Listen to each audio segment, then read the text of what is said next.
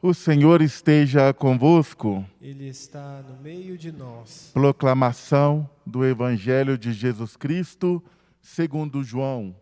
Glória a vós, Senhor.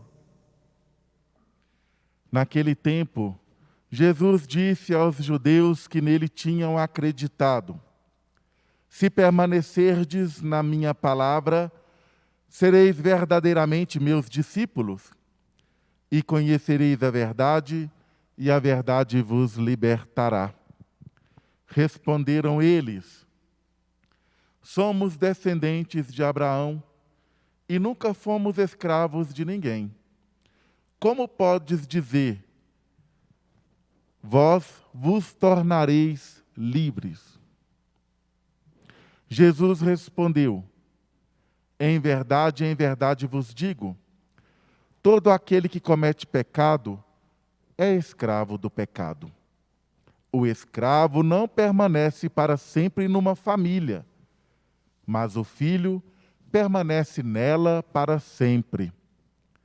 Se, pois, o Filho vos libertar, sereis verdadeiramente livres. Bem sei que sois descendentes de Abraão. No entanto, procurais matar-me, porque a minha palavra não é acolhida por vós. Eu falo o que vi junto do Pai, e vós fazeis o que ouvistes do vosso pai. Eles responderam então: o nosso pai é Abraão. Disse-lhes Jesus: se sois filhos de Abraão, praticai as obras de Abraão. Mas agora, vós procurais matar-me a mim, que vos falei a verdade que ouvi de Deus. Isto Abraão não o fez. Vós fazeis as obras do vosso pai. Disseram-lhe então: nós não nascemos do adultério, temos um só pai, Deus. Respondeu-lhes Jesus: se Deus fosse vosso pai, vós certamente me amaríeis, porque de Deus é que eu saí e vim. Não vim por mim mesmo, mas foi Ele que me enviou. Palavra da salvação. Glória a vós, Senhor.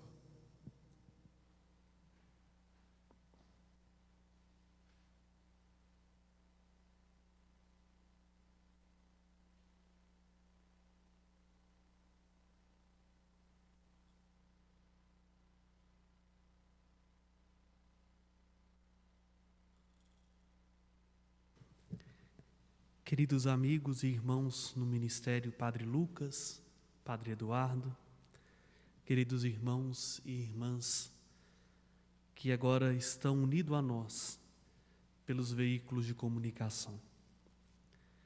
Hoje nós somos chamados a ver a verdadeira teologia da libertação que Jesus Cristo nos apresenta. Essa palavra desgastou-se muito, principalmente no contexto eclesial. Fala-se muito em liberdade. Fala-se muito de libertação, ainda mais do que liberdade. Pouco se vive o modo de ser realmente livre em Deus. Hoje, e gostaria de começar contextualizando o texto litúrgico, ou melhor, os textos litúrgicos que acabamos de ouvir. Como disse esses dias, nós estamos na última semana da Quaresma, que antecede a Semana Santa. E aí, todo o contexto litúrgico começa a mostrar as discussões, as, entre aspas, polêmicas entre Jesus e aqueles que queriam matá-lo. Hoje a coisa fica feia, porque os responsáveis pelo templo, os judeus, começaram a questionar a autoridade divina de Jesus. E Jesus começa a questionar a autoridade que eles exercem em nome de Deus. Bom, e nesse bate-boca, onde Jesus tentando salvá-los e eles querendo matar Jesus, ouvimos então João relatar algo profundamente necessário para nós nos tempos de hoje. Jesus inicia dizendo assim: se permanecerdes nas minhas palavras, sereis verdadeiramente meus discípulos, e conhecereis a verdade, e a verdade vos libertará. Aqui, como disse eu, no capítulo 8 de João, nós poderíamos ver de fato o que significaria viver uma teologia de libertação. Não uma teologia da libertação, porque há uma diferença. Até porque, permita-me o parênteses apologético, a teologia da libertação muito se perdeu numa tentativa de reduzir Jesus a um líder revolucionário, sociopolítico, ou um Jesus tão humano, tão instrumentalizado e às vezes ideológico, que se afastou de fato de quem é Jesus. Se Jesus fosse um revolucionário político, ele seria o pior de todos que a história já viu. Porque ele não conseguiu mudar a condição social nem dos 12 que estavam perto dele, muito menos a dele. Se Jesus fosse um filósofo, apregoador de ideologias, provavelmente seria um frustrado. Por quê? Porque também nem aqueles que falavam que eram discípulos levaram adiante, na plenitude, a sua ideia. Qual liberdade Jesus nos apresenta? A liberdade de optar por Deus ou não. A liberdade do pecado. É interessante a gente ouvir falar disso, porque parece que nas nossas consciências ficou adormecida um tanto quanto a realidade do pecado. Jesus diz, no versículo 34, todo aquele que comete pecado é escravo do pecado. Ora, o escravo não permanece para sempre numa família, mas o filho permanece nela para sempre. Para falar do quanto que o pecado vai nos amarrando, ao ponto que se torna um hábito nas nossas vidas, e a gente passa a conviver com isso com uma certa naturalidade, como se fosse normal. Não quero ser moralista, apenas quero anunciar aqui a graça de Deus.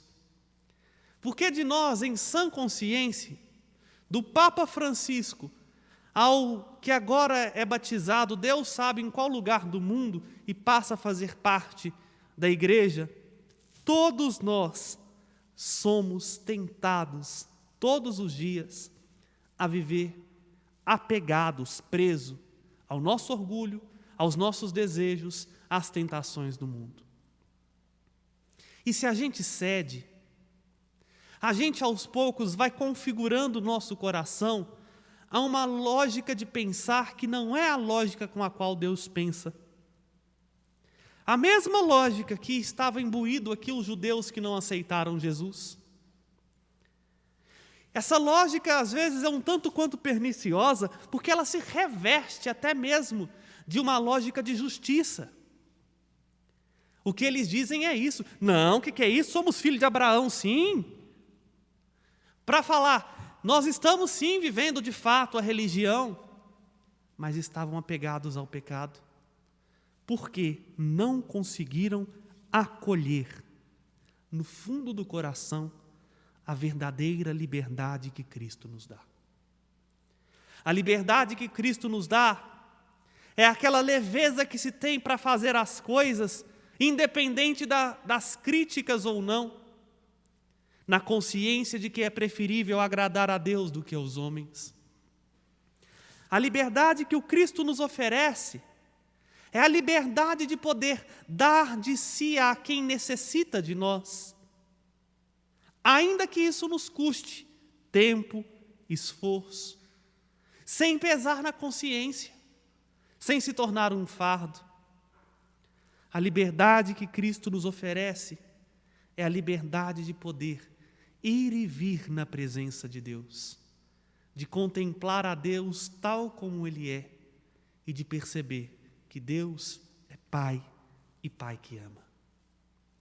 É por isso que a primeira leitura nos apresenta tipologicamente a figura do Filho do Homem, que é para Sidraque, Misaque e Abdenago, um protótipo daquilo que o Cristo faz com cada um daqueles que pede a Ele o seu auxílio. No momento da dor, da tribulação, onde por sua fidelidade a Deus foram lançados na fornalha, Jesus, tal como o anjo que é enviado na fornalha, é para nós alívio e proteção. Foram livres, foram libertados de tudo aquilo que, por causa da dureza do coração de Nabucodonosor, lhes causou, por causa da confiança que tinham em Deus. Aqueles 3 jovens ousaram acreditar na palavra de Deus, que é fiel e que não nos desampara. E por terem acreditado em Deus, aqueles 3 jovens, no momento em que se viram acorrentados, começaram a louvar e receberam de Deus uma verdadeira libertação. Vejam, meus irmãos, aqui na primeira leitura nós podemos ver de uma forma imagética, uma imagem, vamos dizer assim, aquilo que no Evangelho é realizado de forma concreta. Aqueles jovens continuaram na fornalha, com 7 vezes mais fogo. Mas no coração daqueles jovens havia alegria, havia gratuidade, havia louvor, porque ao lado deles tinha uma figura como que um filho de homem, que lhe não só quebrara os grilhões que lhes prendiam, mas que era para eles refrigério, ao ponto de conseguirem passar pela prova, e passando pela prova, dar testemunho de Deus. A gente vai conseguir, meus irmãos, suportar a grande fornalha que estamos nela, se continuarmos clamando pelo auxílio divino. A gente não se desvencilha do pecado somente por força da nossa própria vontade. A gente não se desvencilha de situações que nos afastam de Deus somente com um desejo firme de mudar radicalmente de vida. É o Filho que nos liberta. É Ele que quebra os grilhões da escravidão, mas a condição é uma só: permanecer na sua palavra. E aqui o versículo 31 a 32 explica, e aqui eu concluo. Quando a gente permanece na palavra de Deus, a gente guarda esta palavra lá no nosso coração. Ela ilumina, como vai dizer São Tomás de Aquino, o nosso intelecto. E o nosso intelecto move a vontade. Traduzindo de uma forma mais popular, o segredo para viver a liberdade do pecado é ter constância nesta palavra. É encontrar nela o Filho muito amado do Pai. O Filho cuja forma é um ser humano, e como o próprio Nabucodonosor diz, e também é semelhante a Deus, no qual está a verdade. Por quê? A verdade é Ele mesmo.